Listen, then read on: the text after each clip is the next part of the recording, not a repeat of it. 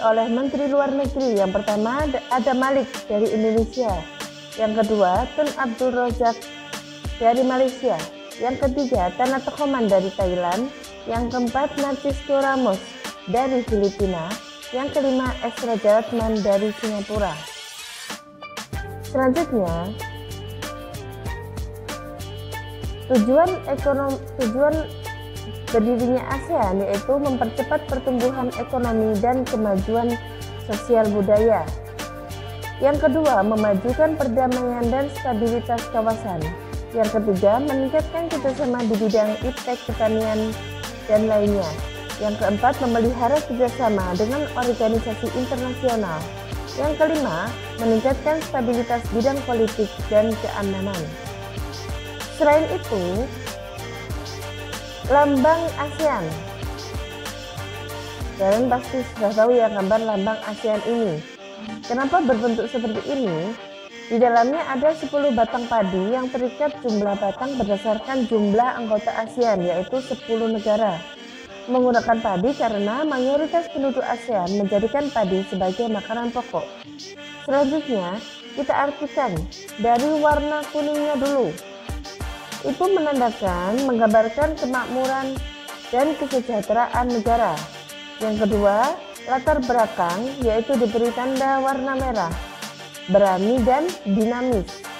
Yang ketiga, warna putih, melambangkan kesucian.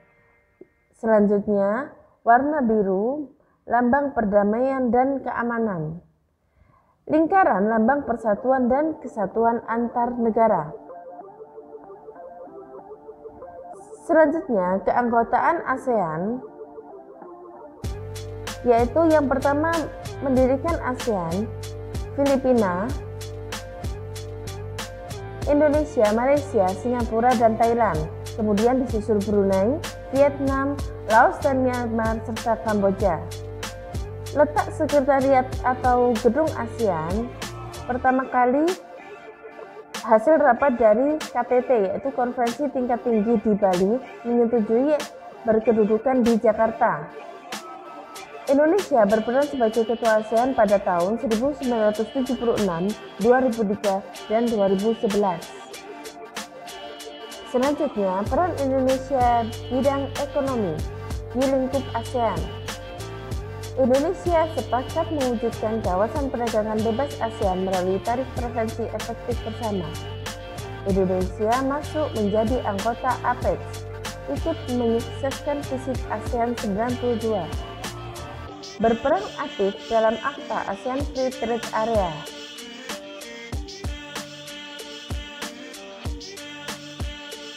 Ikut serta berperan dalam lumbung padi ASEAN, serta di Aceh dibangun industri pupuk urea ASEAN.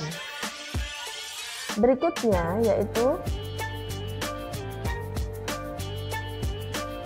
peran Indonesia juga. Yang pertama, SEA Games. Tahun 2011 Indonesia menjadi tuan rumah SEA Games ke-26 yang keempat. Pelaksanaan tanggal 11 sampai 26 November 2011 di Kota Palembang, Sumatera Selatan. Menjelang acara pertumbuhan ekonomi mengalami peningkatan seperti perbaikan dan pembangunan sarana prasarana, beberapa hotel, serta kegiatan sentra kerajinan meningkat sebanyak 6,4%. Kemudian, komoditas ekspor adalah salah satu cara dari negara untuk mendapatkan pendapatan.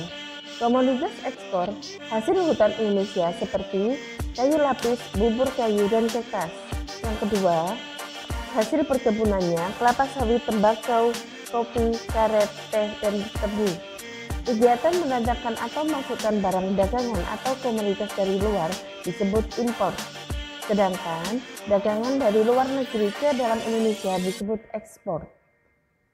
Selanjutnya, ASEAN Economic Community atau disebut dengan MEA, Masyarakat Ekonomi ASEAN. Sebuah sistem menuju kesepakatan dalam mengintegrasi ekonomi antar negara ASEAN MEA adalah media untuk bersaing dengan ekonomi Amerika, Eropa, dan Tiongkok. Rencana MEA yang menguntungkan dibukanya pasar perdagangan bebas. MEA berlaku di Indonesia mulai Desember 2015. MEA sebagai perdagangan barang dan jasa serta pasar tenaga kerja profesional. MEA merupakan peluang bagi tenaga kerja Indonesia untuk bekerja untuk pelaku usaha sebagai perkenalan produknya di dunia internasional serta lebih produktif. Langkah Indonesia untuk MEA adalah menumbuhkan sektor-sektor UKM, memperluas pasar domestik dan internasional. Pemerintah memberikan edukasi baik dalam modernisasi kegiatan usaha. MEA dapat meningkatkan kesejahteraan masyarakat serta menciptakan jutaan lapangan pekerjaan baru. Selanjutnya bisa dibaca lagi di rangkuman yang sudah dibagikan ya nak. Terima kasih. Wassalamualaikum warahmatullahi wabarakatuh.